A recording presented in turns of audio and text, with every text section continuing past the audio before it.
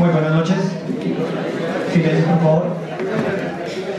Recomendaciones para el seminario que se va a realizar en la noche del día de hoy, titulado el segundo encuentro de jefaturas de área de la Corporación Universitaria Republicana, cuya temática es la siguiente: la investigación jurídica como herramienta de aprendizaje en el estudiante republicano.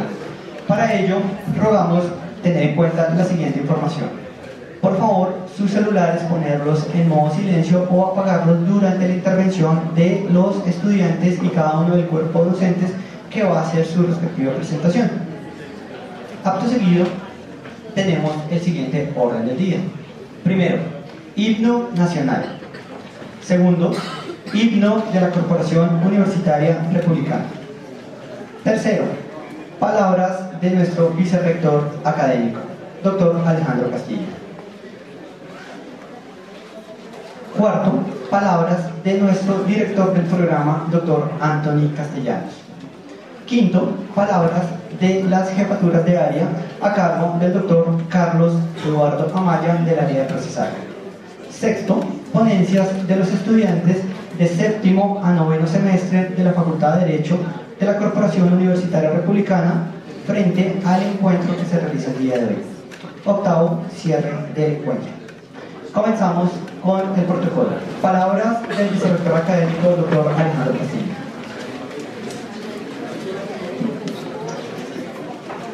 Muy buenas noches a todos y a todas, estudiantes, profesores, a cada uno de los jefes de área, al director del programa de Derecho, el doctor Anthony Castellanos. Este evento de las jefaturas de área ya es el segundo, en el cual se convoca a un diálogo académico tomando como base la producción intelectual de los estudiantes y de los docentes. El diálogo académico tiene una particularidad central, es el de aprender a escuchar, analizar, para poder participar de ese diálogo. Pero el diálogo académico tiene otra particularidad, que es enriquecedor en la medida en que el que expone las ideas asume un riesgo, y es el riesgo de plasmar en un escrito, en una pieza de oratoria, aquello en el cual él está pensando, afirmando o negando. Y para poder tener ese riesgo necesita alguna fuente, alguna fundamentación, pero ante todo convicción sobre lo que está haciendo. Por eso valoramos mucho la participación de nuestros estudiantes, de nuestros docentes e investigadores, que con sus escritos, con sus investigaciones, se arriesgan en una tribuna, ya sea aquí en nuestra corporación o de manera especial fuera de nuestra corporación, en un congreso nacional, en un evento internacional sobre una postura jurídica, social o política. Eso para nosotros como corporación es fundamental. La endogamia solo produce degeneramiento, tanto en lo biológico como en lo intelectual. Por ello es tan importante que nuestros estudiantes hagan presencia en los principales eventos donde se convocan estudiantes colombianos, latinoamericanos y del mundo a esgrimir sus ideas y sus posturas sobre los principales problemas de orden sociojurídico, tanto dogmático como en lo procedimental mismo, en torno a los problemas candentes que vive el mundo y en particular Colombia. El derecho colombiano históricamente ha sido un derecho muy agitado, al igual que el derecho en toda América Latina, y ha sido muy agitado porque la realidad social, económica y política del país lo es, agitada, contradictoria, pero además tiene un ingrediente muy grande, que el derecho no está eximido de los problemas y de los conflictos de inequidad de exclusión y de explotación, y más aún del desconocimiento de los derechos humanos. Por ello, es importante que, además de lo que se trabaja en las aulas de clase, aquí en estos espacios abiertos extracurriculares también le demos la altura académica, el enriquecimiento del respeto de las ideas de los otros, y ante todo lo hagamos con gusto, lo hagamos con gusto. Por ello es muy satisfactorio lo que ahorita se está haciendo, lo que esta mañana se hizo en sociología jurídica, lo que la semana pasada se hizo en eventos académicos de esta facultad. Es una facultad que vive porque ustedes son parte esencial de esta facultad. Por ello, pido un aplauso para todos aquellos que hoy van a traer sus ideas, sus escritos, y los van a exponer ante todos nosotros como una contribución de su generosidad.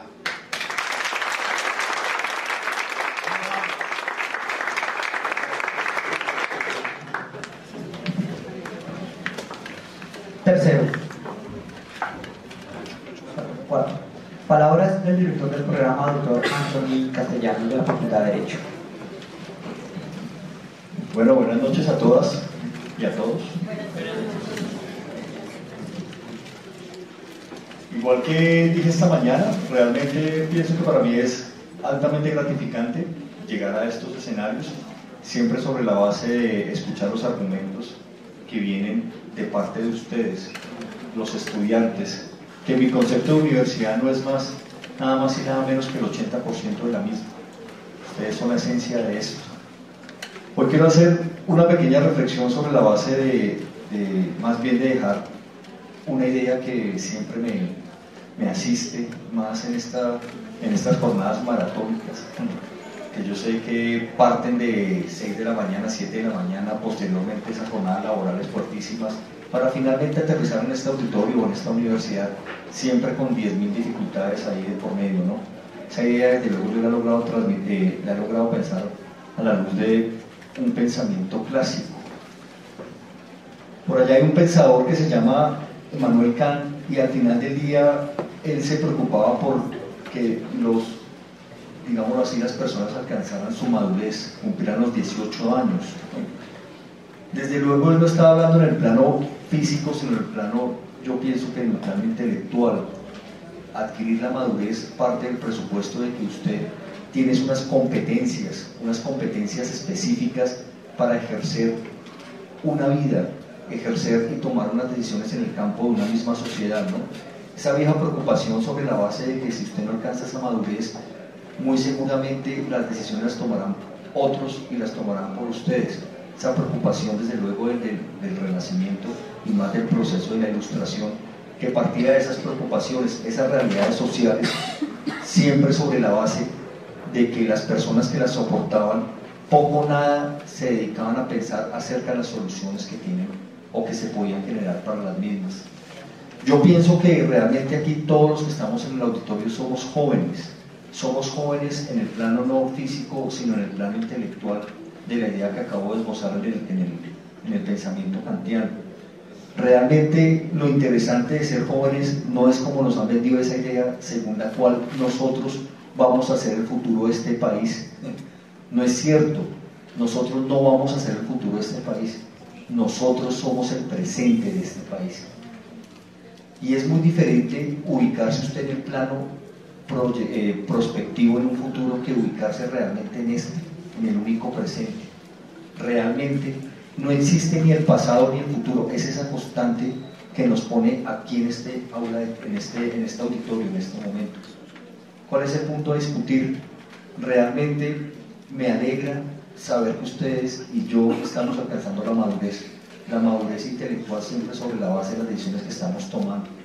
Venir y presentar ponencias, venir por otra parte a escuchar ponencias que vienen de los mismos estudiantes, no es nada más y nada menos que vivir en el presente. Ponencias que estoy seguro que parten del presupuesto de hacer lecturas de las realidades, trabajar los los planos dogmáticos y desde luego acudir a los planos axiológicos y desde luego hermenéuticos del derecho, sobre la base de ofrecerles a ustedes respuestas y desde luego presentar propuestas de solución frente a las problemáticas sociales que tenemos. Esas son nuestras ponencias republicanas. Por eso siempre estoy muy atento a estos procesos y desde luego estoy muy alegre a la distancia, creo que los chicos de Cali, de saber los resultados y no tanto cuantitativamente sino cualitativamente. Siempre me preocupa saber cómo nos fue, pero en el sentido de cómo llevamos nuestro mensaje a diferentes escenarios académicos, porque nosotros los republicanos somos distintos. Nosotros realmente somos, digo yo, venimos de abajo, bajo la teoría de Rousseau. Nosotros venimos de abajo despegando siempre sobre la base de leyendo nuestras realidades y con esa aspiración académica de transformarlas realmente. Creo que hay un maestro que me ha dejado una frase muy chévere. Esta mañana, de hecho, lo citaba, doctor: ¿para qué quiero ser abogado si quiero embargar licuadoras? Esa frase realmente es muy diciente para nosotros. Nosotros no nos podemos forjar aparte de esa realidad social. Esos somos los republicanos y esas son nuestras ponencias que vamos a escuchar el día de hoy.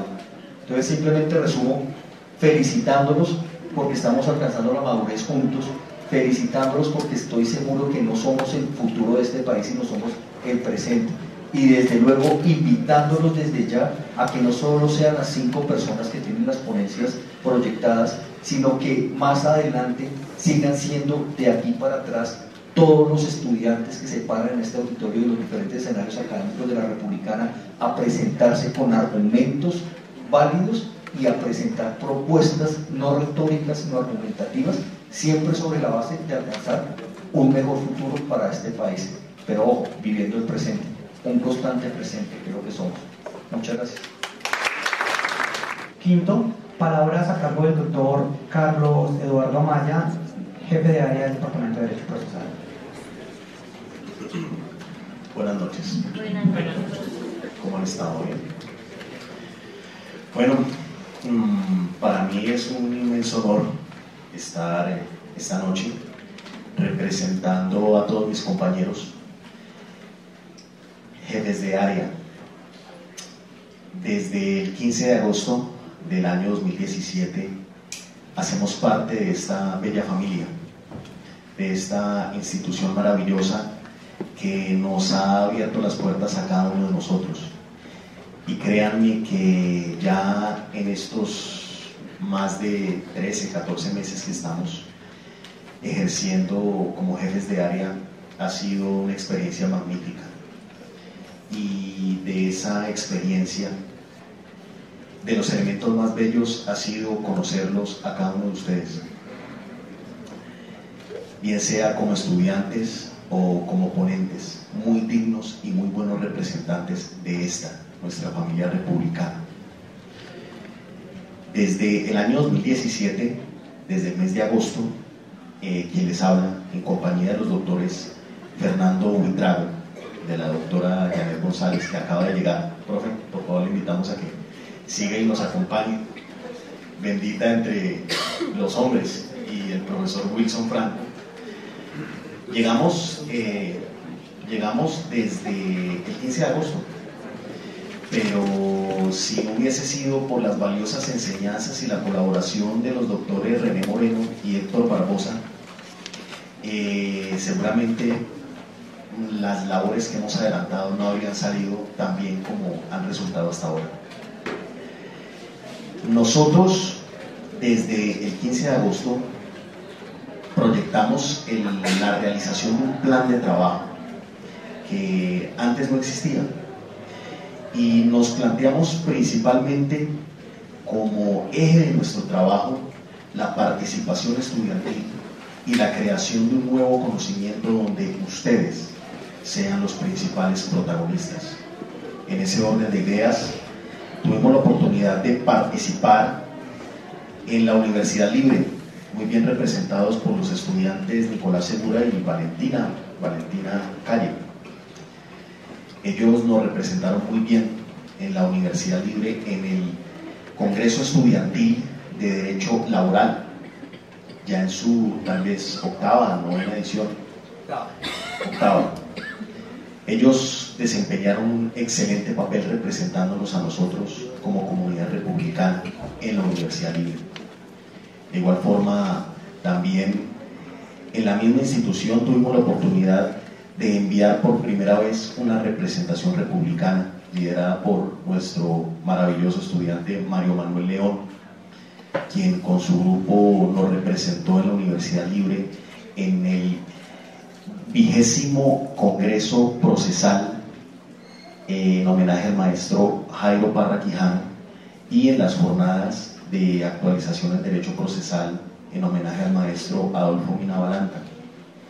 De igual forma, ellos, como ganadores de nuestro primer Congreso Estudiantil Republicano de Derecho Procesal que tuvo lugar en el mes de junio, nos representaron de una manera muy digna en el Congreso Colombiano de Derecho Procesal, realizado en la ciudad de Cali los días 5, 6 y 7 de septiembre, logrando un muy meritorio 13º lugar dentro de 80 grupos que pasaron a la fase final, siendo esta nuestra primera participación institucional en el Congreso Colombiano de Derecho Procesal más importante a nivel nacional, por supuesto.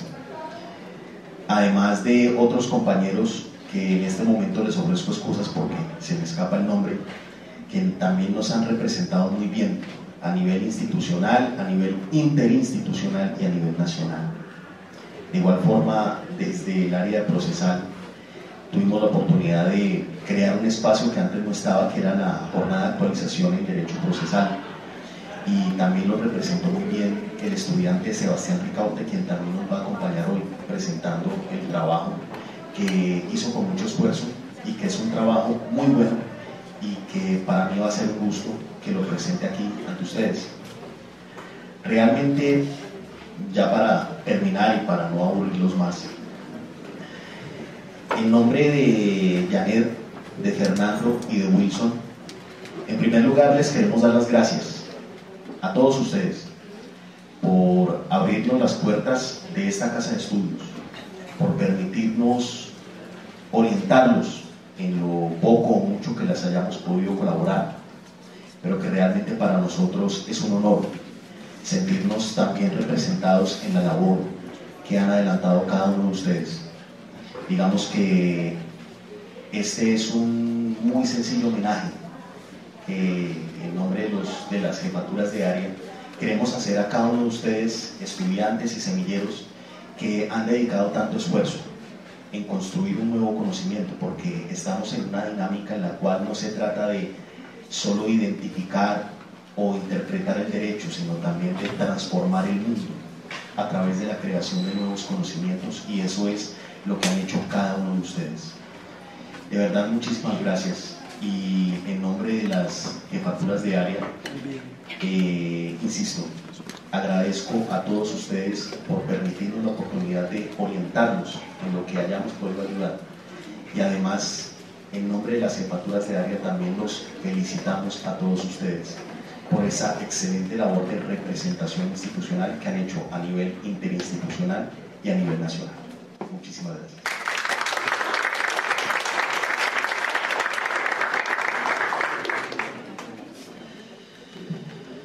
Sexto, palabras del doctor René Alfonso Moreno, director del Departamento de Derecho Público.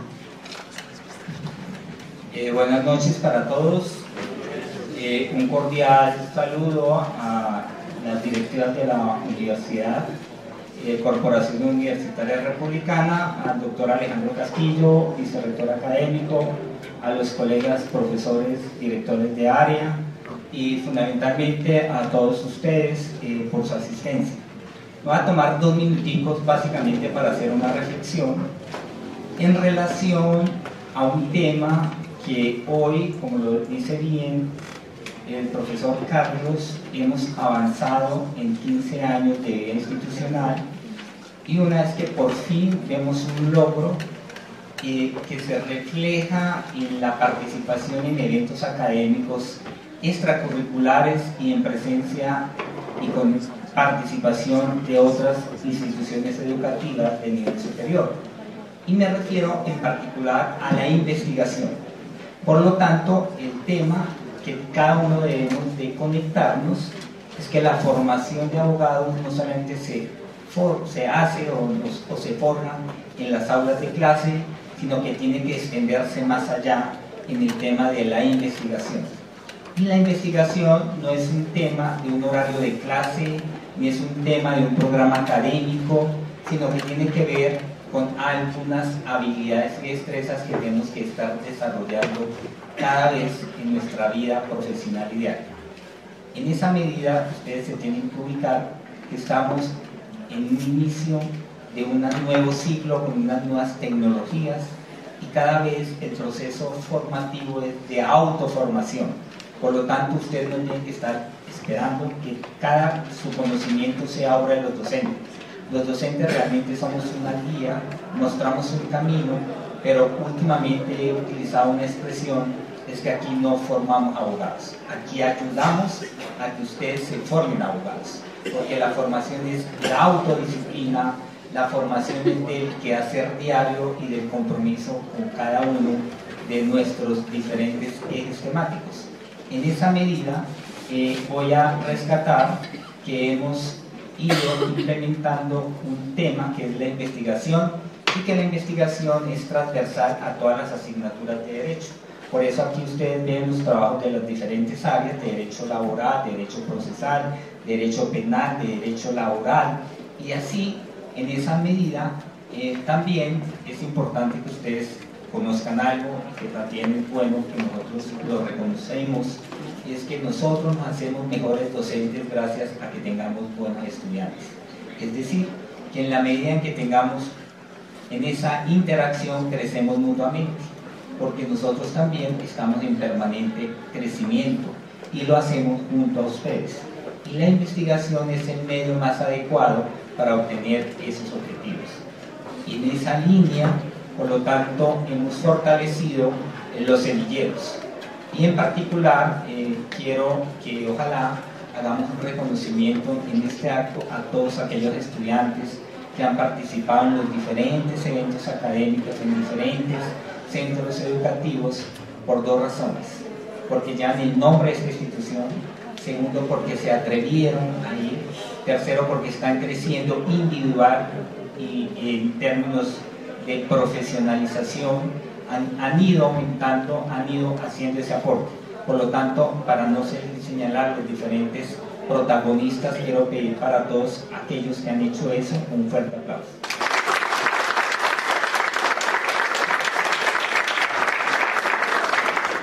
Y algo que también es bueno resaltar es que por la gestión de básicamente de los profesores jefes de área se ha obtenido un avance. Es que hemos obtenido financiación institucional para la participación de estos estudiantes y han abierto un espacio que no tienen que desaprovechar, que tenemos que continuar en esa brecha de consolidar ese camino que ellos abrieron y que otros tienen que continuar, porque la investigación no es un acto de un momento, sino es un acto que se construye día a día, y en esa medida ustedes, los que vienen atrás, tienen que continuar y sobre todo con un elemento muy importante, que es que han puesto un peldaño muy alto y que no debemos de retroceder. Las diferentes participaciones han sido exitosas, han sido también muy bien calificadas, pero también han sido meritorias, porque con los escasos recursos, con las posibilidades mínimas que teníamos, han hecho presentaciones decorosas. En esa medida, por lo tanto, la invitación es a que se unan a esos procesos de investigación, a esos procesos de fortalecer nuestro proceso de aprendizaje, y para eso es que estamos. Este evento, básicamente, por eso va a ser más homenaje a quienes han participado en estos eventos, para que no queden con que los escuchen los de afuera, sino que nosotros dentro de nuestra institución también los escuchemos. Por eso este encuentro es para escuchar a los estudiantes, y voy a entonces a señalar que todos y cada uno de los que han participado han dejado bien en alto el nombre de nuestra institución, y que ese camino lo sigamos abriendo, porque el caminante abre camino al pasar por ellos. Y en esa medida todos debemos continuar esa huella que ustedes han iniciado y que ojalá consoliden. Muchas gracias. A continuación, la ponencia de la estudiante en Semilla de Investigación Valentina Calle Sarmiento, titulada Los principios de la continuidad e integralidad en la prestación de los servicios de la salud, presentada en el 8º Congreso Internacional de Derecho Laboral en la Universidad Libre, quien ocupó el 4º puesto.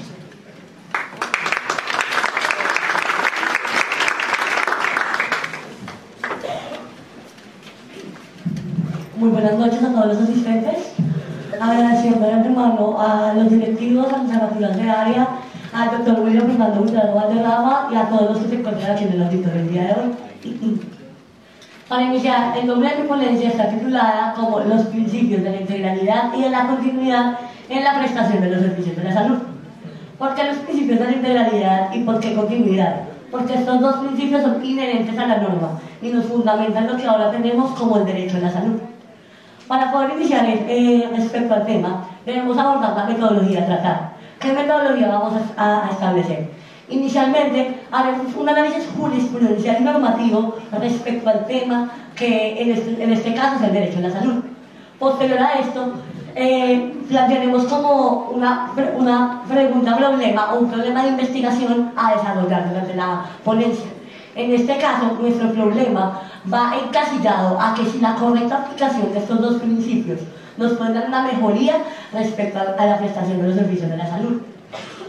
Posterior a esto, dividiremos la ponencia en 3 aspectos. El primero, una historia de lo que ha sido el derecho a la salud acá en Colombia.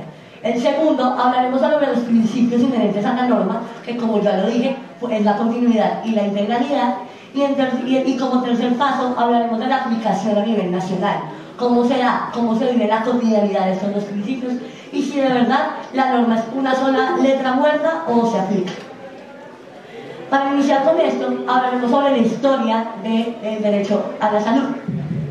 Para iniciar, debemos establecer que la Ley 10 de 1990 no nos daba una fundamentación del derecho a la salud. Es decir, aunque se mencionaba, no era un derecho fundamental, no era inherente a nosotros. Por lo tanto, era un derecho de tercera generación, al cual no se le daba ninguna primacía respecto a todo.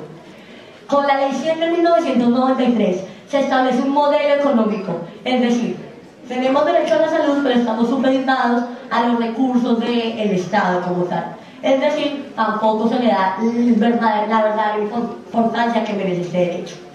Con la sentencia de 257 de 1993, con el magistrado ponente Eduardo Cifuentes Muñoz, establecimos que mediante la tutela podemos acceder al derecho a la salud.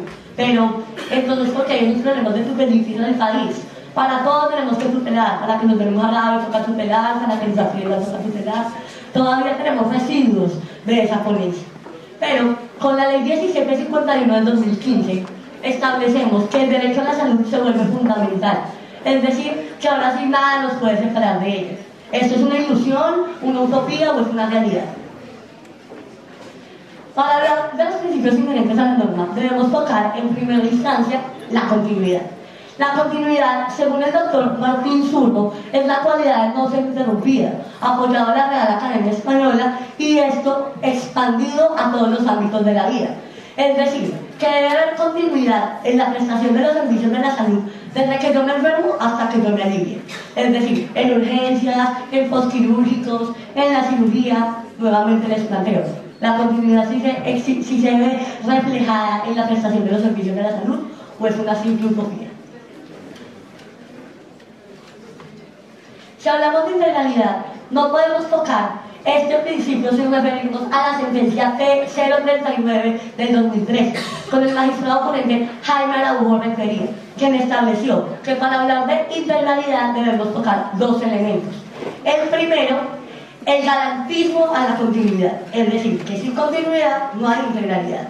Y en segundo lugar, que debemos acceder al derecho a la salud como acceso, sin necesidad de una tutela, sin necesidad de un derecho de petición, simplemente con la exigibilidad humana.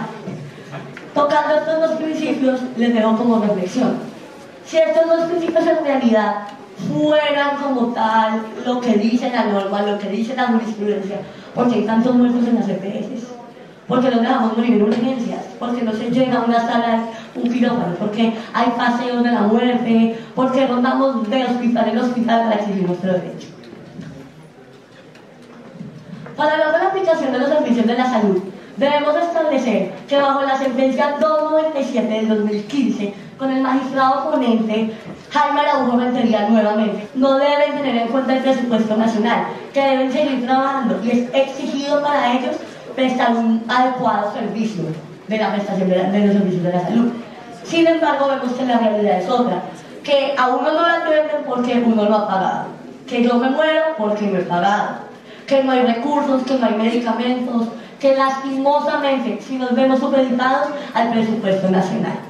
¿Cómo podemos enfrentar esto? ¿Cómo podemos acudir a una adecuada prestación de los servicios de la salud?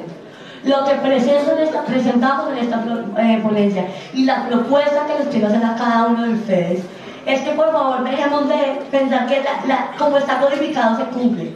Es que eso está ahí en la norma, exijan. Para eso estamos los abogados, para litigar y para pelear contra los hospitales, pero no como pelear contra la muerte.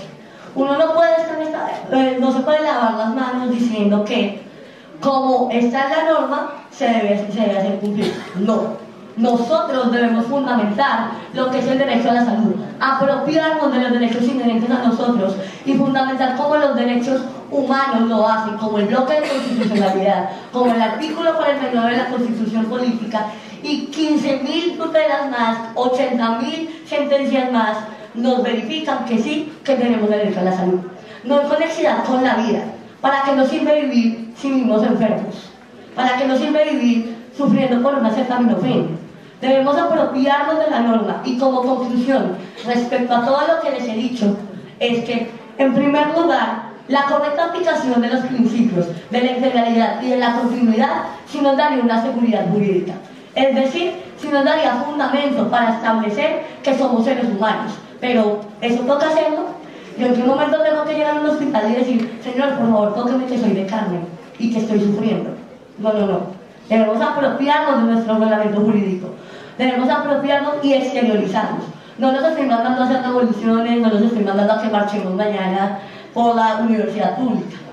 Los estoy enviando a que, por favor, nos apropiemos de que somos colombianos y que al ser colombianos somos seres humanos. Muchas gracias. Seguimos con la ponencia titulada Entre principios y valores, justicia a medias o medios para la justicia, a cargo del estudiante y semillero de investigación Mario Manuel León Pulido, ponencia presentada en la ciudad de Cali en el Congreso de Derecho Procesal del Instituto Colombiano. Tu deber es luchar por el derecho, pero si encuentras conflicto entre el derecho y la justicia, lucha por la justicia. Muy buenas noches para todos. Mi nombre es Manuel León, soy estudiante de la Corporación Universitaria Republicana y miembro del semillero de Derecho Procesal Eduardo Juan Couture. En nombre de la ponencia que hemos traído para ustedes esta noche y con la que tuvimos la dicha y la fortuna de poder representar a la universidad en el Congreso de Derecho Procesal, lleva el título de Entre principios y valores, justicia a medias o medios para la justicia. El conflicto pareciera ser el cronista ideal de los últimos 60 años de historia de nuestro país. Pareciera que, a pesar de los esfuerzos que hacemos para proyectar una buena imagen hacia afuera, hacia adentro nos hemos olvidado que ha habido un conflicto interno armado que ha dejado cantidad de víctimas y que ha trascendido por su duración e intensidad la mayor parte de los círculos de la sociedad colombiana. A raíz de este conflicto hicimos un ejercicio como país y fue reconocer que podíamos superar aquello que Diana Uribe denomina el instinto de fatalidad colectiva, de que siempre nos faltan 5 centavos para el peso, de que casi pero no, que estuvimos a punto.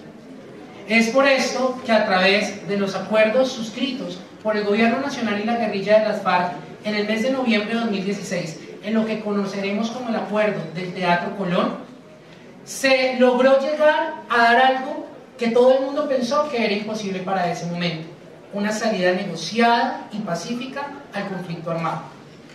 Sin embargo, el acuerdo, antes que ser una solución de facto, nos generó unos retos como sociedad, y era precisamente empezar a reconocernos como sociedad y empezar a reconocer los actores, los afectados y las modalidades del conflicto. Es por ello que en desarrollo del quinto punto del acuerdo final, el que hace referencia a víctimas y a salidas y medidas judiciales para la superación del conflicto y hechos victimizantes, a través del Acto Legislativo 01 del 2017, se creó el Sistema Integral de Verdad, Justicia, Reparación y No Repetición. Ese sistema es articulado, integral e integrador. En él encontramos dos instituciones concretas: la Comisión de la Verdad y la Justicia Especial para la Paz. En esto queremos sentar nuestro primer eje temático, y es el proceso de construcción de verdad que se da en estos dos escenarios, para luego de esto entrar a tocar el tema central de nuestra ponencia, que ha sido precisamente la propuesta de flexibilización o relativización o simplemente maleabilidad del principio de cosa juzgada. La Justicia Especial para la Paz tiene a su cargo las funciones jurisdiccionales que a raíz del acuerdo final se han planteado para superar el conflicto. El Acto Legislativo 01 del 2017 integra nuevos articulados a la Constitución, toda vez que recordemos, como ya lo hemos visto en distintas cátedras, que toda jurisdicción debe tener fuente y origen constitucional. Adicionalmente, hacer una salvedad, y es un error en los que muchos caemos, pero la academia nos da esa oportunidad de crecer y de mejorar. La jurisdicción es una sola, no son varias. Cuando hablamos de jurisdicción penal, penal militar, civil, familia, hablamos realmente de especialidades de la jurisdicción, pero la jurisdicción es una sola. Y precisamente la jurisdicción es ese fenómeno a través del cual el Estado sale al encuentro de la realidad, de las realidades, y propone salidas, unas veces judiciales u otras extrajudiciales. Recuerden que no todo proceso inicia de una vez de manera beligerante, sino que también incluye o incorpora procesos previos de conciliación. Luego de esto, tenemos que encontrarnos con que, como nueva especialidad de la jurisdicción, está sometida a los principios generales del derecho, a nivel procesal, a los principios generales del derecho procesal. Uno de estos es precisamente el principio de la cosa juzgada, una institución jurídico-procesal que lo que busca ante todo es crear seguridad jurídica. ¿Qué quiere decir? Que una vez ha habido una decisión de fondo, no se podrá volver, ni siquiera desde fase de investigación, a recaer en asuntos en los que se encuentren inmiscuidas las mismas partes, los mismos hechos, los mismos bienes jurídicos tutelados que han sido perjudicados. Sin embargo, entonces, nace como semillero de investigación la siguiente pregunta: ¿qué hacemos con estas facultades de revisión que a la JEP se le han concedido con respecto a los procesos de construcción de verdad? Es más, ¿qué posición deben tener los jueces y magistrados de la JEP? ¿Hablamos de una posición garantista o de una posición activista? Pues bien, la pregunta se responde de una manera muy concreta: depende. Depende de si la persona que se ha postulado al tratamiento diferenciado de la JEP aporta verdad plena como requisito sine qua non, podrá acceder a ese tratamiento preferencial. Si lo hace, nos encontraremos en la presencia de un juez garantista que entrará a decidir y resolver de fondo con base en lo que tiene sobre la mesa. Si no lo hace, tendrá que echar mano de la unidad de investigación con el fin de poder llegar a dilucidar aquellos hechos respecto de los cuales deberá emitir un concepto de fondo. En este caso tendremos que hablar de un juez activista que salga al encuentro de las versiones o fases de la verdad respecto de la cual debe, con grado de certeza, libre de duda razonable, emitir un concepto, un fallo, una decisión de fondo. Ahora bien, si hablamos de que la cosa juzgada es un principio, también tenemos que hablar de que la justicia es un valor. La Corte Constitucional, en muchas jurisprudencias, ha echado mano de teorías como la del doctrinante Robert Alexy respecto a la jerarquía de los principios y de los valores, dándole a los principios una capacidad de instrumentalización de aquello que está contenido en la Carta Política, pero los valores como faro iluminador incluso de los mismos principios. Por tanto, si recordamos el título de la ponencia, es entre principios y valores, justicia a medias o medios para la justicia. Nuestra misión no es aquí entrar a convencer respecto de las bondades o no de la implementación de un acuerdo, de la implementación de una jurisdicción especial o de un tratamiento diferenciado para los actores del conflicto. Simplemente es hacer un ejercicio de reflexión y de análisis que, como ya en su momento al iniciar esta actividad han dicho los distintos jefes de área y docentes, precisamente en eso radica el espíritu del investigador, en ir un poco más allá de lo que está puesto sobre la mesa, porque como diría el Principito, lo esencial es invisible a los ojos. En este punto tenemos que decir algo. Hemos logrado como nación salir de esa fatalidad colectiva, ponernos de acuerdo por primera vez y de manera paradigmática a nivel mundial, de acuerdo para dar solución a un conflicto. Es posible que a veces las normas procesales se puedan convertir en limitantes para el acceso a una justicia de calidad, de una justicia efectiva, de una justicia eficaz, relevante, pertinente, que esté en capacidad de dar respuesta a los problemas del día a día. La propuesta, por tanto, del semillero de investigación giró en torno a la pregunta: ¿es necesaria la flexibilización o relativización del principio constitucional y procesal de la cosa juzgada para poder de esta manera darle plena eficacia al cometido con el que ha sido diseñada la JEP? La respuesta, como ustedes pueden intuir desde ya, es sí. Porque nos encontramos frente a un principio que se materializa en una norma procesal. Y recuerden que también por mandato de la Constitución el derecho sustancial prima sobre la norma procesal. La norma no puede emascular, la norma no puede cercenar la capacidad que tiene el operador judicial de entrar a decidir de fondo. Al contrario, tiene que facilitar que el operador judicial lo pueda hacer en debida forma. Ya habiendo respondido esto, viene la parte un poco más poética o filosófica de la propuesta del semillero. ¿Qué hemos logrado? ¿Qué camino hemos andado y qué nos falta por andar? Hemos logrado, de la mano de Sócrates y de los presocráticos y del mundo griego, empezar a reconocernos y conocernos a nosotros mismos como nación. De la mano de Schopenhauer hemos logrado identificar que como hombres tenemos la disposición de poder hacer uso del intelecto para el bien o para el mal. De la mano de Nietzsche logramos descubrir que nuestro país no está encerrado entre la nada del ayer y la nada del mañana, sino que hemos logrado darle un nuevo valor, significado y contenido al pasado para intentar construir un futuro promisorio. De la mano de Heidegger, como país hemos logrado volver al punto de hacer las preguntas concretas, necesarias, relevantes para el momento en el que estamos. De la mano de muchos otros hombres y mujeres que se han dado la pela por sacar adelante una propuesta de paz, hemos logrado empezar a identificar que la dignidad del otro reivindica mi propia dignidad. Que en la medida en que las instituciones jurídicas, procesales, en que la academia tiene la capacidad de salir al encuentro de esa humanidad cercenada y perdida por 60 años de conflicto, nos estamos redefiniendo como país.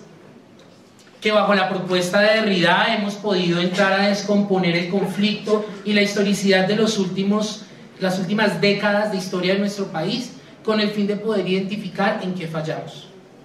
Que de la mano, en fin, de otras disciplinas, de otras áreas del conocimiento, hemos podido entrar a enfrentar una realidad. Con esto que estamos haciendo ahora como país, no estamos cambiando el pasado, pero sí nos estamos capacitando para disfrutar el futuro. No quedamos entonces como colectivo, como nación, eyectados a la realidad y simplemente teniendo, en términos de Heidegger, la muerte como la única opción permanente y perdurable. Estamos dispuestos a dar un paso determinante y definitivo. Es por esto que todos los esfuerzos que hemos realizado como semillero en estos 2 años como semilleros aislados y como grupos de investigación han estado encaminados a reconocer cómo eso que inicialmente nos resulta incomprensible resulta cercano y necesario.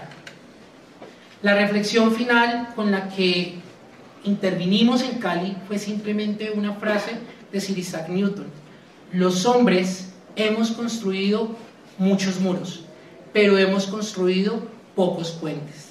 Estamos construyendo un puente que nos permita pasar de la senda oscura de la guerra a un futuro promisorio, a un futuro incierto como el futuro lo es, a un futuro desafiante como el futuro lo es, a un futuro en que ustedes, yo, todos los aquí reunidos, tenemos que cambiar el chip, tenemos que empezar a dejar las dinámicas del odio, tenemos que comprender que en este momento, como diría Monseñor Desmond Tutu en la instalación de las comisiones de la verdad en Sudáfrica, sin perdón no hay futuro. Muchas gracias.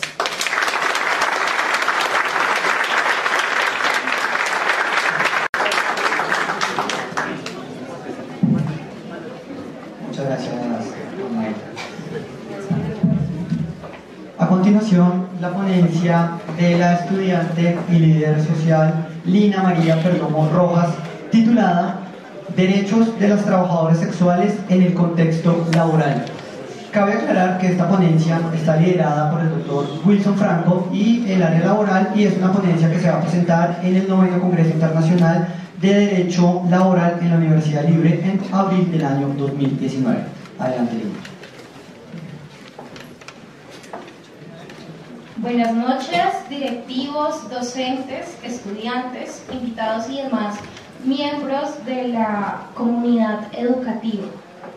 Mi nombre es Lina Perdomo y en esta oportunidad vamos a hablar acerca de los derechos de los trabajadores sexuales en materia laboral.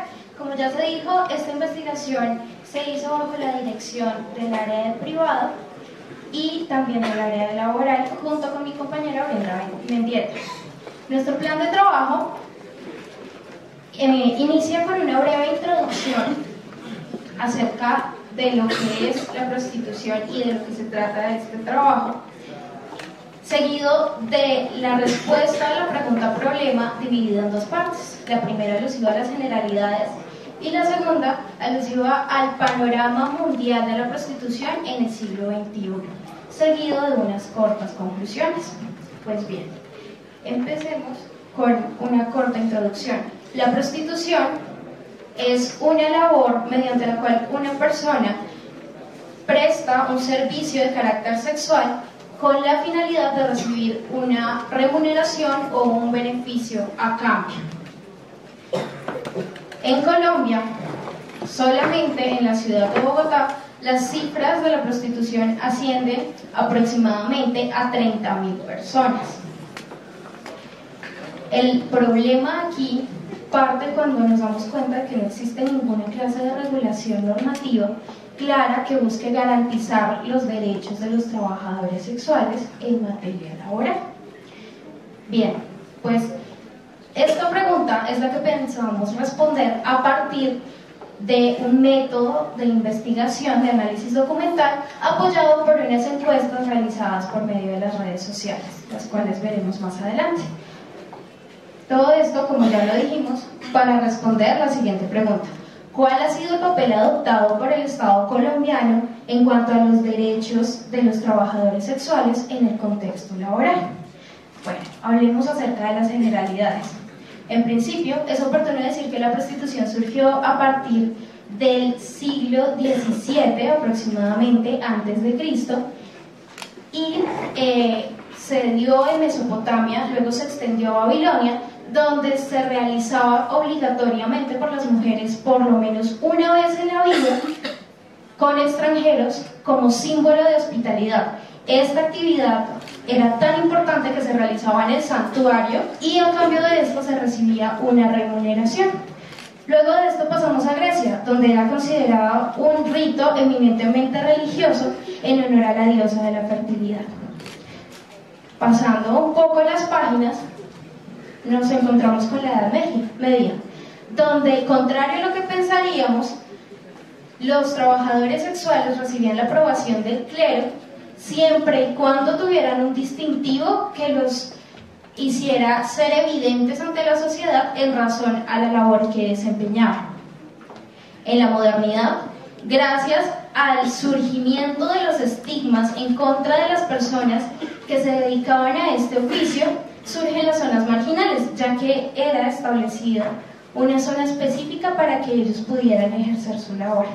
En Colombia, la prostitución surge en el siglo XX en Barranca Bermeja, con la llegada de extranjeros que buscaban prestar servicios sexuales a cambio de recibir retribuciones económicas, y pasando por la ola de industrialización que tuvo lugar en Bogotá y Medellín, esta labor se extendió también a las viudas, a las huérfanas y además personas nacionales ya colombianos que buscaban mejorar a partir de esta actividad sus condiciones de vida. Bueno, ahora es oportuno hablar acerca de los panoramas desde los que se puede ver la prostitución establecidos por el derecho positivo. Y es que el derecho positivo establece 3 modelos. El primero de ellos es un modelo abolicionista que busca, o más bien no regula en ningún momento la prostitución, pero tampoco la prohíbe. Está el modelo reglamentista, que es aquel que busca las garantías para los trabajadores sexuales en el contexto laboral.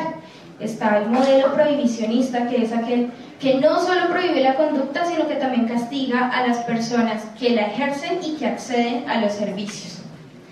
Bien, ahora hablando del panorama mundial de la prostitución en el siglo XXI, tenemos que existen algunos países en los que la prostitución es completamente legal, se regula, existen otros en los que no existe ningún tipo de regulación y otros en los que se encuentra completamente prohibida.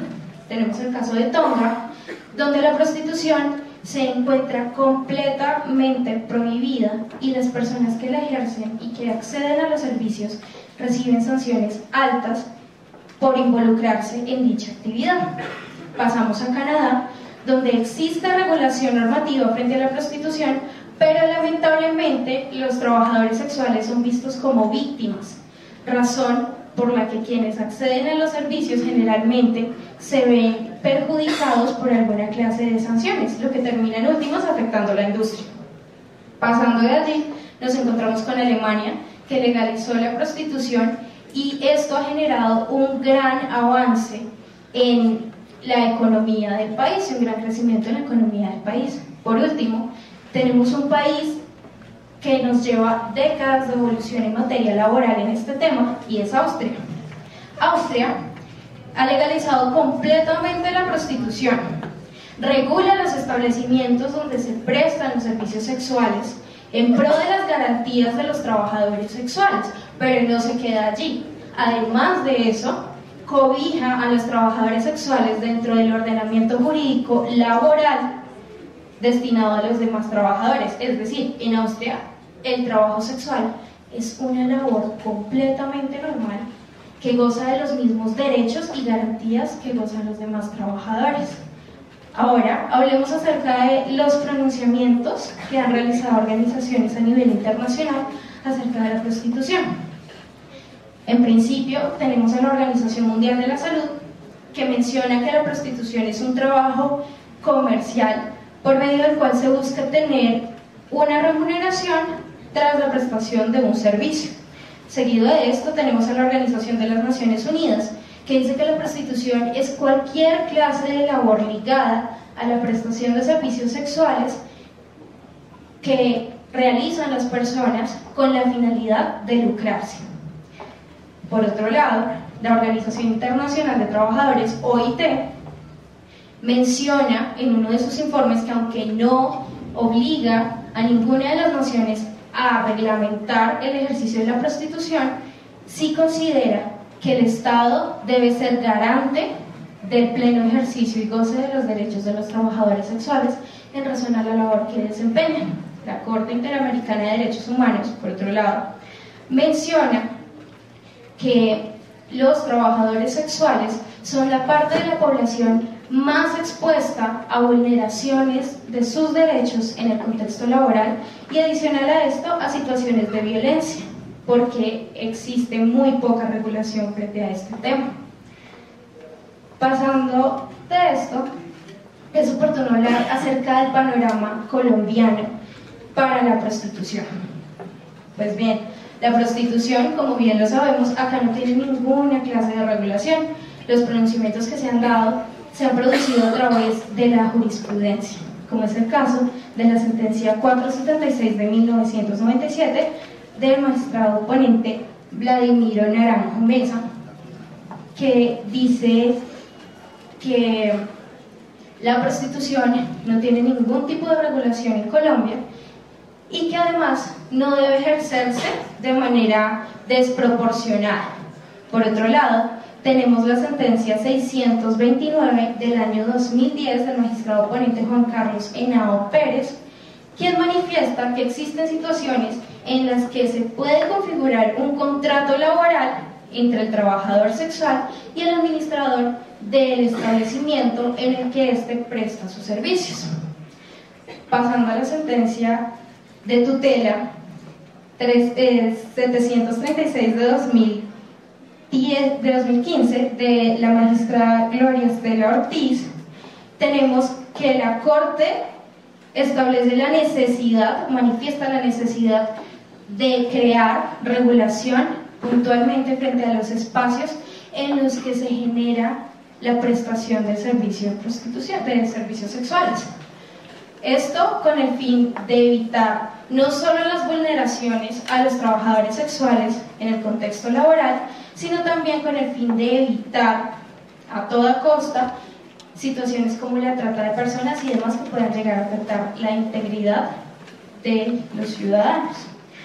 Tenemos la sentencia 594 del año 2016 de la magistrada Gloria Estela Ortiz, en la que se manifiesta la necesidad de establecer garantías para los trabajadores sexuales y evitar que sean víctimas de agresiones incluso por parte de la fuerza pública.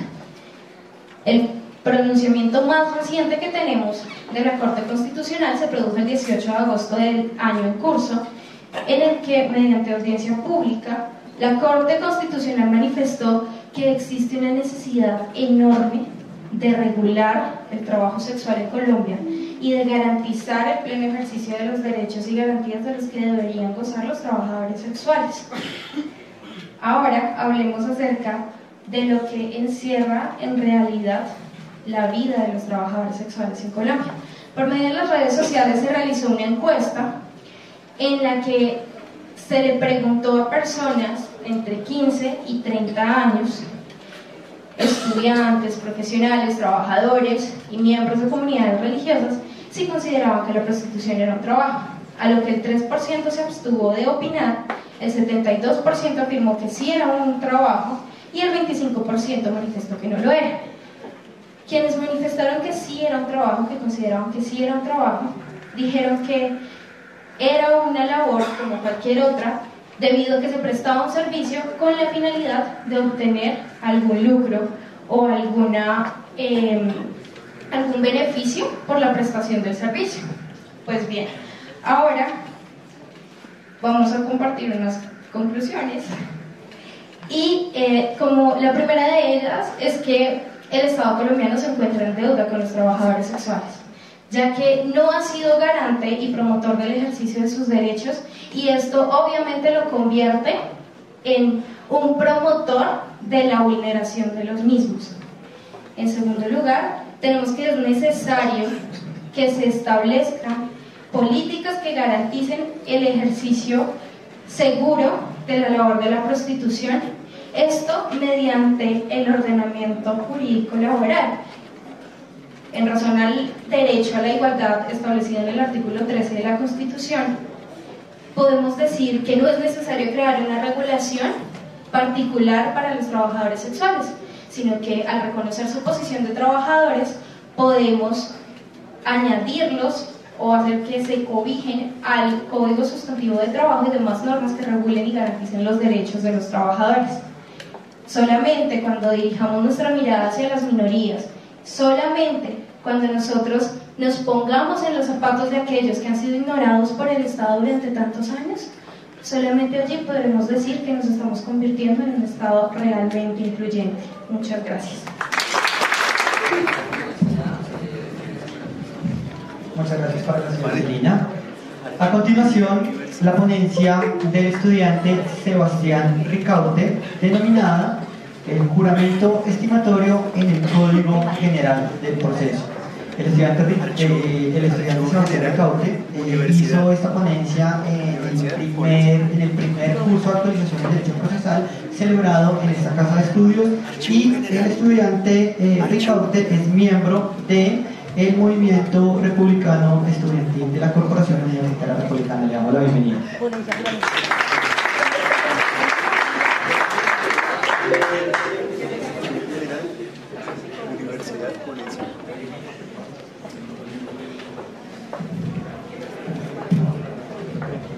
Bueno, buenas noches. ¿Se escucha? No. Bueno.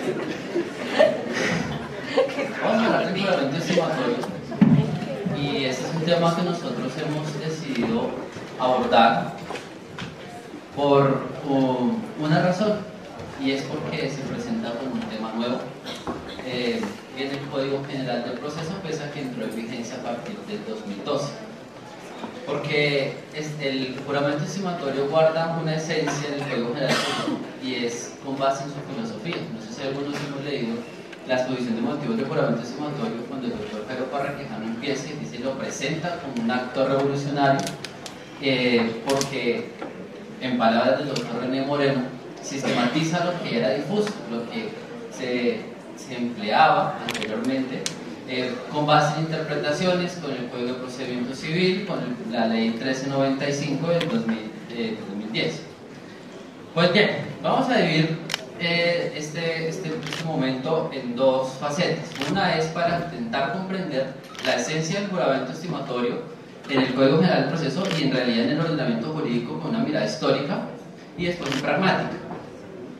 Entonces, el juramento estimatorio, pues la finalidad que nosotros hemos encontrado es que regula la conducta de las partes para que éste pueda pedir y razonar sobre su petición. En principio, cuando estudiamos el juramento estimatorio, vemos que desde su aparecimiento en Roma, que no vamos a profundizar hoy sobre ese tema, sino que lo vamos a adelantar un poquito, pero sí se encontraba, si lo quieren buscar, en la primera Instituta de Gallo, en el numeral 119, lo encontramos también en algunos textos literarios en Roma y en Grecia, como la Cruzada de los 10.000, y bueno, algunos temas donde nos refiere algunos tintes de lo que era el juramento estimatorio y cómo pasa en un catálogo. El juramento estimatorio primero lo vamos a encontrar como el juramento decisorio, el juramento legal, diferentes clases de juramento. Así que para hablar del juramento estimatorio no tenemos que hablar del juramento. Lo que hemos encontrado es que, bueno, la RAE le da una definición, la que nosotros hemos fragmentado, y algo importante que vamos a abordarlo más adelante, vamos a ver si es que el juramento estimatorio hoy en día es la afirmación de la parte como primera característica que debe estar respaldada en una garantía. Continuemos.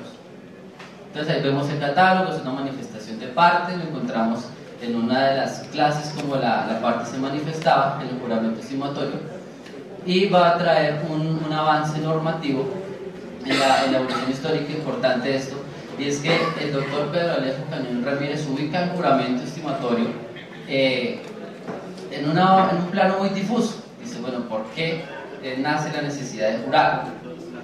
El engaño es tan viejo como el hombre, y el juramento, hijo de la discordia, de la noche. Entonces va a obligar a que la manifestación de la parte esté resguardada en lo que ellos llaman fe, pero nosotros hemos encontrado que es más bien como miedo, cuando encontramos el juramento de la piedra, donde lanzaban una piedra al hacer el juramento, y eso significaba la suerte del pérjuro, el que cometía perjurio. Entonces era más el miedo al castigo del ser divino, que era Júpiter, bueno, los diferentes dioses. Sí, por favor. Bueno, sigue las historias, cuando quieran les pasamos las diapositivas, pero bueno, ¿cómo llega al territorio colombiano? Al consultar a los corredactores del Código General del Proceso, al doctor Hernán Fabio, cuando consultamos al doctor Horacio, vemos que todos llegan a un punto y algunas columnas donde lo ubican, y aquí la primera observación, estamos haciendo investigación, sino una averiguación, profundizar sobre lo que es nuevo, y es que el juramento estimatorio lo ubican como prueba desde el Código Judicial. Nosotros planteamos hoy en día una nueva posición ahí, y es que el juramento estimatorio nace más o menos 100 años antes, con la recopilación granadina. Como lo ven ahí, pues está citado y guarda características que hoy en día se mantienen con el juramento estimatorio, como que la manifestación de la parte, que pues la puede regular de oficio, que la otra parte la puede objetar. Entonces esa es nuestra primera observación, que nace en principio como la manifestación de la parte, pero al ver las diferentes manifestaciones que había hecho el ordenamiento jurídico desde las 7 tablas, desde el Código de Arbeláez, de la novísima recopilación, vemos que el juramento estimatorio guardaba un fin muy bonito, y era que la parte pudiera estimar con base en su palabra, porque la prueba era su palabra, el juramento, el perjuicio, lo que estaba reclamando. Pero cuando consultamos los debates que hubo en el Código General del Proceso, vemos que esa razón de ser cambió, que en el transcurso, en este desarrollo, se desfiguró, y principalmente era, como lo afirma el doctor Hernán Fabio, es para evitar demandas temerarias, demandas cuantiosas, fabulosas, y que la parte entonces, si nosotros vemos en la novísima recopilación, el juramento eran 3 líneas. Hoy en día tienes 5 incisos y un parágrafo con otro inciso. Entonces, prueba de que todo esté escrito es prueba de atraso. Siguiente, entonces vemos que nace la recopilación granadina, y va a ser el código judicial que va a ubicar el juramento estimatorio no como en un régimen probatorio independiente, sino que lo va a ubicar en las declaraciones de parte. Pero el Código de Procedimiento Civil, que va a ser el que va a unificar el Código Judicial, lo ubica en un capítulo específico y lo cataloga como prueba. Lo saca de la declaración de parte y lo cataloga como una prueba, y hace algunos desarrollos. Lo que vamos a ver más adelante es que la sanción que está contenida en el inciso 4 del Código General del Proceso, en el artículo 206, es la misma sanción del Código Judicial. Es la misma sanción del 10%, y el margen de error es el mismo, pese a que la ley 1395 lo redujo. Entonces vamos a entrar, ya dejándolo en la nebulosa, lo vamos a aterrizar. El inciso primero del juramento estimatorio, antes de esto vemos que primero es una facultad implícita del poder, cosa que no trae el Código de Procedimiento Civil. Entonces el artículo 77, creo que es del Código General del Proceso, y eso no importa, lo saca de lo difuso y lo sistematiza. Entonces dice: el juramento estimatorio es una facultad implícita, y cualquier restricción en contrario se tendrá conocimiento, porque no procesales son de orden público. Bueno, otro tema que fue debate y que también viene el Código General del Proceso es a ubicarlo como un requisito formal en la demanda y en la contestación de la demanda. Aquí una observación: la ley 1395, cuando modifica el artículo 211 del Código de Procedimiento Civil, trae unas nuevas palabras que dio lugar a interpretaciones, y es que se lo saca de la restricción que traía, que era cuando la ley lo autoriza, que era en la rendición de cuentas, y lo trae en cuando quiera, quien pretenda el pago de perjuicios, compensación, frutos o mejoras, deberá estimarlo razonablemente o petición correspondiente. Ahí, el primero. La petición correspondiente hará entonces énfasis en el tercero incidentante, y también hará énfasis y se interpretará que la petición correspondiente entonces ya no recae solamente en el que demanda de reclamar sus perjuicios, sino que también va a ser la parte demandada, quien se le reclaman los perjuicios, quien presenta un juramento estimatorio. ¿Sí? Bien. Es un juego de palabras, pero espero que se entienda. Bien.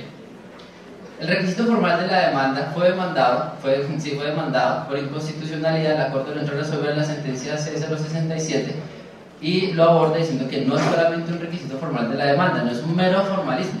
¿Por qué? Si el juramento estimatorio tiene su importancia, porque tanto en el derecho civil como también lo tiene el código el CEPACA, lo trae como la estimación razonada de la cuantía.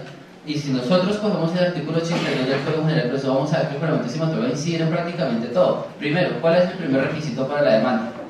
El juez a quien se designa, ¿cierto? De ahí que las demandas en los procesos civiles, vamos a ver si va a ser el juez civil municipal o el juez civil de circuito. ¿Y en qué depende eso? El trámite del proceso verbal, el trámite del proceso verbal sumario estará sometido, salvo que no pida daños extrapatrimoniales, que la cuantía esté determinada únicamente por el juramento estimatorio. Entonces me va a determinar si va a ser de mínima cuantía o va a ser de menor o mayor cuantía. ¿En qué incide esto? Pues en el trámite. ¿O acaso las restricciones de un proceso verbal tramitado por el proceso verbal sumario no tienen ninguna incidencia? Aquí vamos a ver entonces que la segunda instancia, los trámites inadmisibles, todo ese tipo de cositas van a influir en que el juramento estimatorio permee en todo el cuerpo de la demanda. El juez a quien se designan las pretensiones, reconozca el daño emergente, el lucro cesante, todo lo que sean daños patrimoniales. De ahí entonces, como lo habíamos recordado anteriormente, que el juramento estimatorio va a evitar que las partes formulen demandas fabulosas. Entonces estaba sentado el litigante, bueno, ¿cuánto? 2.000 millones. Y eso gastaba la jurisdicción, incluso le llevaba a casación. ¿Qué es lo que le hace? La Corte dice, no estamos dudando de su buena fe ni de la confianza legítima. Le estamos pidiendo que razone su buena fe, que la estime, discriminando cada uno de sus conceptos, que eso lo trae el Código General del Proceso y creo que viene la ley 395. También, la objeción es una figura del juramento estimatorio que no es nueva. Si nosotros vemos, como lo sostenemos en nuestra observación, es que en la recopilación granadina ya venía la observación incluso antes. Es decir, la parte podrá objetar la cuantía. Es decir, la parte que se le atribuye a los puentes tiene varios campos. Uno, objetar. Objetar a la contestación de la demanda. Y dos, presentar otro juramento estimatorio, por ejemplo, cuando se ejerce el derecho de retención. Siguiente, bueno, la prueba de oficio, esa es una observación muy importante. Entonces, la parte se le atribuye el juramento estimatorio, se le da un término y otro momento de pruebas para que justifique ese juramento estimatorio dentro de los 5 días. Y posteriormente, la falta de objeción no ata al juez. Entonces, el juez de oficio, o cuando evidencie que existe situación similar, que eso trae el Código General del Proceso, o fraude o colusión, podrá objetarle de oficio. Pero es que se acuerdan lo que habíamos dicho, que el juramento estimatorio permea varios requisitos de la demanda. Si nosotros vemos las pruebas de oficio, están encaminadas para que el juez verifique los hechos, y es que el juramento recae sobre las pretensiones. Entonces, el juez está decretando una prueba en favor de los hechos o de las pretensiones, o de los hechos de las pretensiones. Esa es una pregunta que podemos dejar ahí, que todavía no hemos visto que se discuta, pero me parece importante. El inciso cuarto del Código General del Proceso amplía el margen de error. Venía con el Código Judicial un margen de error del 50%, es decir, si su merced estima en 100 y el juez le pide que por favor discrimine cada uno de sus conceptos, adjunte pruebas o por medio de la objeción usted tiene que hacerlo y solo demuestra 5, entonces aquí vamos a ver que también esto va a influir en que pierda competencia, en que el juez que me está conociendo del trámite, que me está conociendo de un proceso de mínima cuantía, entonces lo tramite ahora por darle el proceso de trámite inadecuado. Entonces todo eso va a incidir. Y la sanción, bueno, viene a ser regulada también con la ley 1743 de 2014, entonces vemos que las modificaciones no paran, el juramento estimatorio ha sido demandado uno en general, han sido sentencias de inconstitucionalidad, y la ley 1743 que viene a decir que las sanciones no se pagarán a la parte, sino a la dirección del sentido de seguridad pública. Otra observación, la sanción tácita. Vemos entonces que en el inciso quinto, nosotros lo hemos catalogado como una sanción tácita de lo que el juramento estimatorio. Entonces aquí vamos a ver la propuesta, que primero es estudiar. El segundo es que el juramento estimatorio, como está estructurado hoy en día, nos invita a litigar con altura, de hacer las cosas de una manera pulcra, decente, y no de una manera cuantiosa y montado en fábulas, y en dignificar la profesión. ¿Por qué? Y la sanción tácita, que nosotros hemos llamado, porque no es explícita, no está en el parágrafo y no está en el inciso cuarto, la sanción tácita va a ser es que el juez no puede reconocer una suma superior a la que se haya estimado, salvo que haya habido objeción. ¿Qué significa eso? Que si mi contraparte me objeta mi juramento estimatorio, le va a permitir al juez que falle superior al límite que yo le marqué. ¿Y eso qué significa una sanción tácita? Una objeción temeraria. O sea, no se puede objetar por objetar. La objeción debe estar realmente, y también está sometida a la objeción a un control, donde el juez verificará si es razonable. Pero eso va a significar que eso por eso la finalidad que le hemos dado al primer control es que va conductual a las partes. Los daños extrapatrimoniales, pues como sabemos eso es discrecionalidad del juez, pero también trae una observación, y es que los incapaces no están obligados a prestar juramento estimatorio. Y la modificación sobre la modificación, que es la del parágrafo, el parágrafo fue modificado por la sentencia C-157 del 2013, pero después viene la ley 1743, recoge esa modificación y queda el artículo como hoy lo tenemos. En resumidas cuentas, como les decía, el final del juramento estimatorio, con base en lo que hoy es nuevo en el Código General del Proceso, es dignificar la profesión. O sea, hacer las cosas de una manera pulcra, ser estudiosos, ser limpios en el proceso y reivindicarnos con la sociedad para que la sociedad en general vuelva a querer la justicia. Muchas gracias.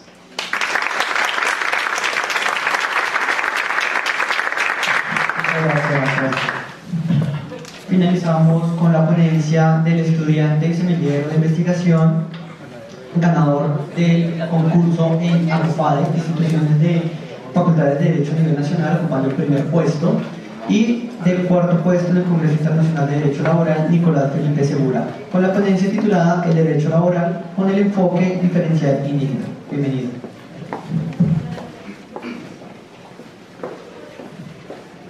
Muy buenas noches para todos.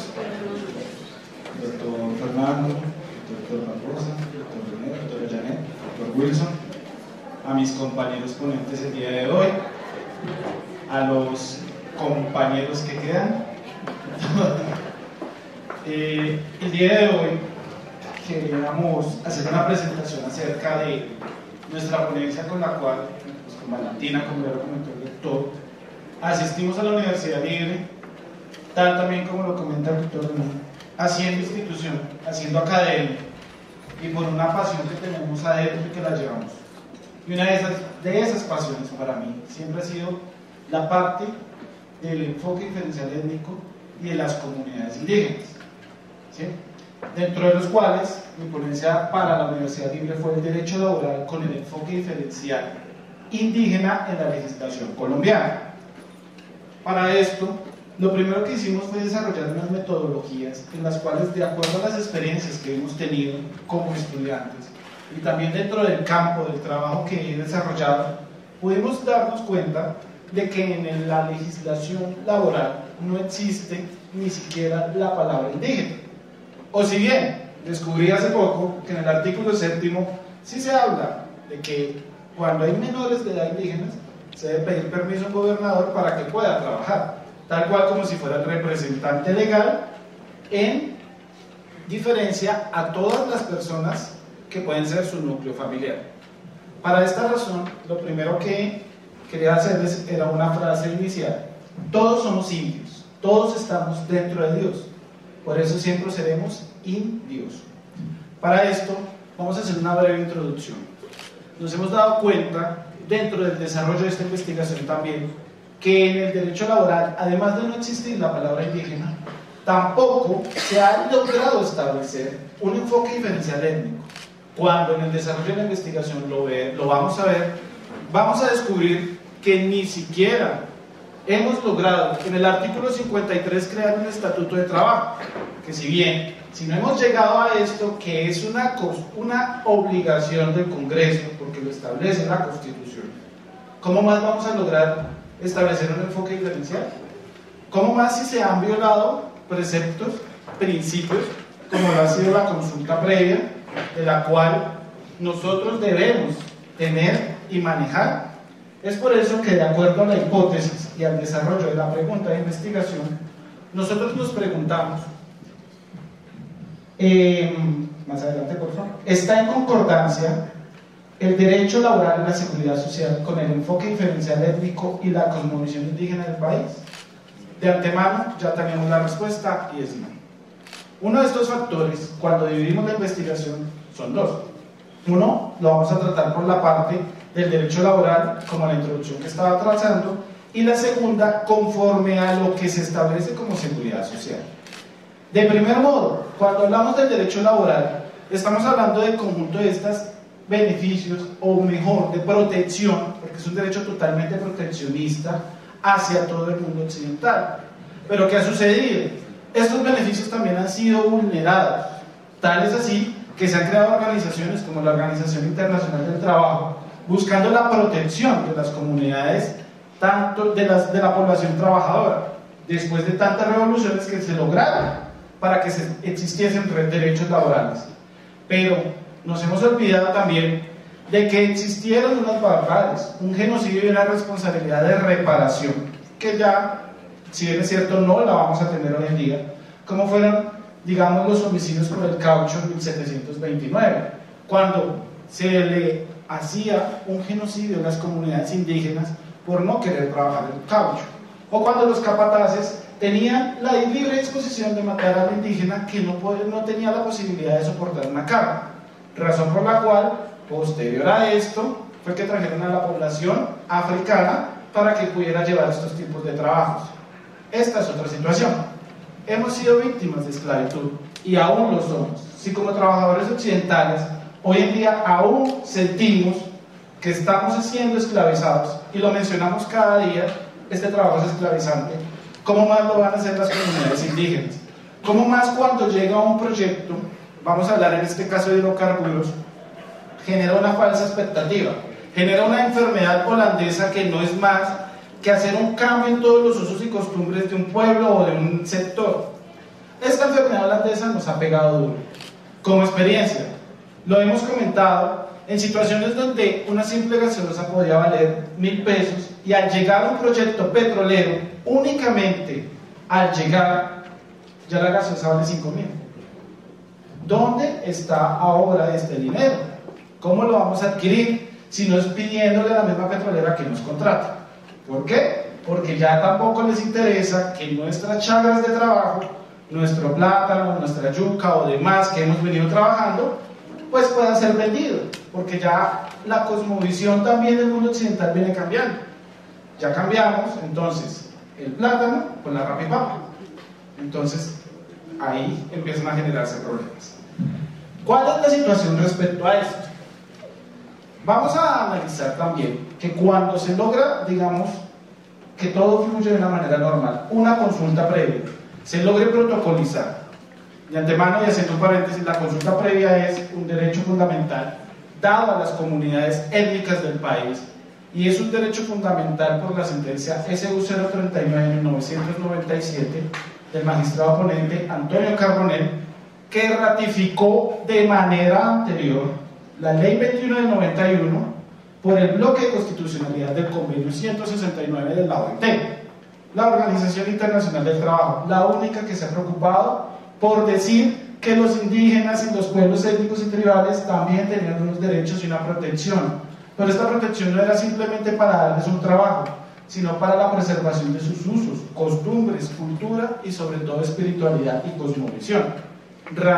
Pasando por esta línea, nos vamos a dar cuenta que tenemos un problema mayor, que es la seguridad social. Como les explicaba, cerrando el paréntesis de lo que es la consulta previa, existe entonces un parámetro, se hace consulta previa, se establecen unos cupos de trabajo. Primer error: no hay un cupo de trabajo establecido, y vamos a poner un ejemplo para un resguardo de 100 personas, de las cuales todas tengan la capacidad para laborar. El gobernador, tal como lo establece el artículo 7º del Código Sustantivo del Trabajo, debe dar un permiso no solamente al menor de edad, sino también a todas las personas que van a asistir, pero estos cupos son limitados. Obviamente debe haber una proporcionalidad con las demás personas que están expectantes a un trabajo. Pero ¿qué sucede? Se genera ya una falsa expectativa.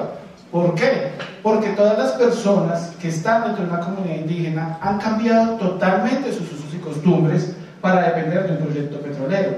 Ya han perdido su medio ambiente, ya han perdido muchísimas de sus tradiciones y culturas. Ya hoy no están esperando que llegue las 5 de la tarde para sentarse a escuchar las palabras del abuelo, sino ¿a qué? A pegarse el celular para saber si ya le escribió alguien, porque ya empezamos a cambiar, y esto ha sido la occidentalización de la cual nosotros mismos nos hemos encargado, ¿sí? Entonces, ¿qué sucede? Contratan a la persona se enferma. tienen que tener unas prestaciones y unas obligaciones que están establecidas, como es su seguridad social, ¿cierto? También la parte de EPS, prestaciones sociales, etc. La primera, la EPS, y es un problema que hemos identificado bastante.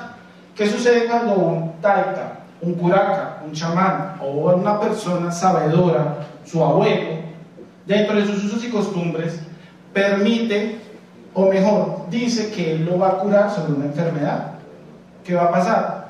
Esta autoridad tradicional tiene la capacidad para poderle brindar una incapacidad a esta persona por tantos días mientras lo cura, para que se pueda ausentar de su trabajo. ¿Está establecido? ¿Está reconocido este médico tradicional dentro de la seguridad social? No. Tiene que ser un médico occidental. Y si la persona no permite ir al médico, la simple solución es despedirlo. Entonces es por esto que no se ha hecho una armonización con las leyes. Hoy muy bien lo decía el doctor René esta mañana. Es la parte de la sociología de cómo nosotros empezamos también a ver no el problema jurídico como tal, sino cómo nosotros logramos empezar a percibir lo que está sucediendo en el entorno. Y es la tarea que tenemos que hacer nosotros como estudiantes de Derecho y la aspiración para ser abogados y jurisconsultos.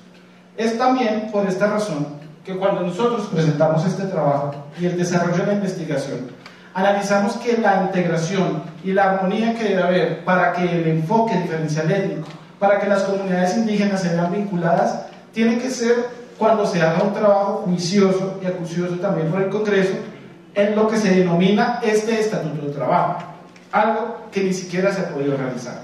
27, 29 años ya llevamos de que la Constitución Política está, tenemos artículos que no se han logrado establecer, pero es necesario, compañeros, que nosotros también, si nos vamos a movilizar por las universidades públicas, también nos movilicemos por los derechos que tenemos, únicamente, no solamente del mundo occidental, porque es que aquí estamos todos, también existimos poblaciones negras, palenqueras, raizales, roma, y también mis comunidades indígenas, a las cuales yo les agradezco por esta lucha y por las cuales también me han llevado a poder hablar en distintos escenarios sobre ellos, hacer pensar y hacer reflexionar sobre estos derechos que tenemos y que tienen mis comunidades indígenas. Es la razón por la cual también los invito hoy, compañeros, a que lleguemos a la reflexión que les he invitado en distintas ocasiones. No solo pensemos que el derecho existe para el mundo occidental, no solo pensemos que el derecho existe para ciertas poblaciones con enfoque minoritario, más no para ciertas poblaciones con enfoque diferencial étnico, que es totalmente diferente. Debemos buscar la armonía, debemos saber que la legislación se tiene que hacer completa y que la participación de todos los ciudadanos del país, cuando nos hacen un censo de 50 millones aproximadamente de ciudadanos, también incluye poblaciones indígenas que también están esperando ser reconocidos, tener derechos y sobre todo ser respetados, y en especial en su espiritualidad. Muchísimas gracias a todos.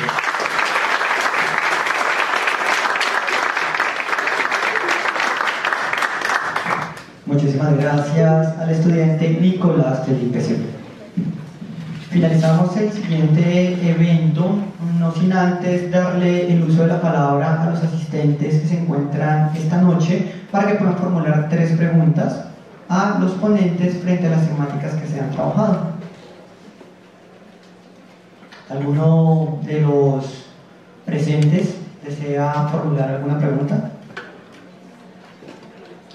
Siendo así las cosas, finalizamos el evento con un reconocimiento de parte de las jefaturas de área que le hacemos a cada uno de los ponentes en el siguiente orden.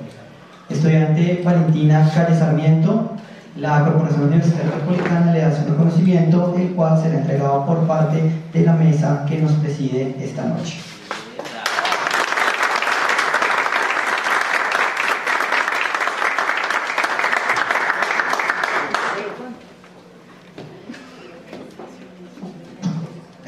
Por favor, nos acompaña Manuel León Pulido con la ponencia entre principios y valores, justicia medias o medidas para la justicia.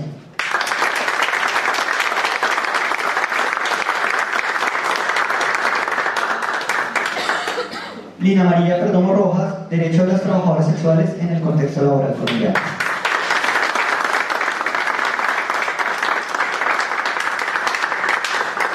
Sebastián Ricaurte, el juramento estimatorio en el Código General del Proceso.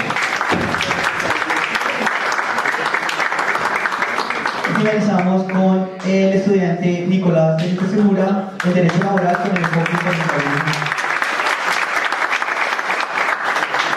Agradecemos a todos los participantes esta noche por acompañarnos en el segundo encuentro de jefaturas de área, temática, la investigación jurídica como herramienta de aprendizaje en el estudiante republicano. Muchas gracias y feliz noche.